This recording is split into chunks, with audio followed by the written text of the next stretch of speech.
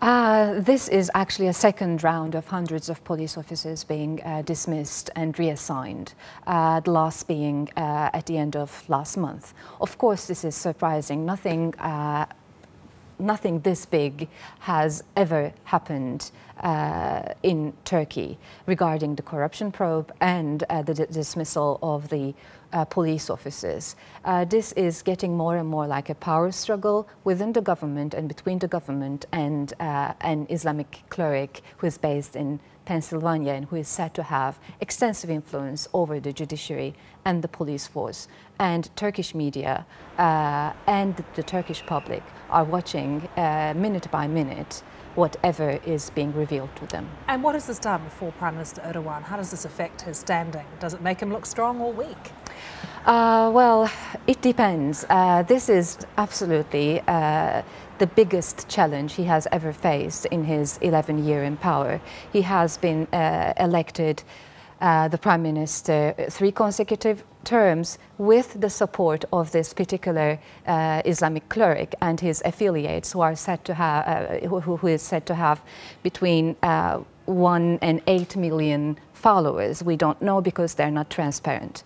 Now the elections are coming, the local elections are coming, and then we have this summer presidential elections, and next year we have general elections in Turkey.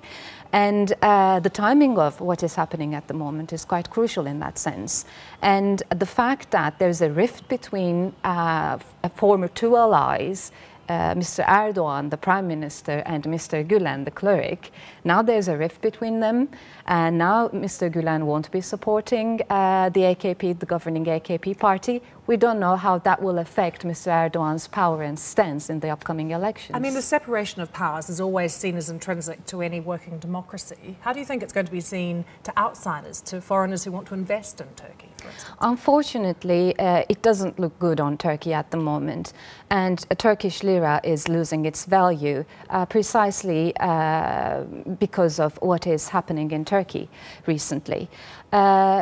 The fact that the Prime Minister, the government, seems like intervening in the judiciary with dismissals or reassignments of police officers or reassigning or dismissing prosecutors, for instance, looks like intervention in the corruption probe. And that doesn't look good on the government. However, the government says this is a dirty plot against the government. They're trying to overthrow the government with the hands of the judiciary and the police force. This is a non-military coup, and what I'm trying to do is cleanse these people, these gangs, this state within the state, and make Turkey a more democratic country.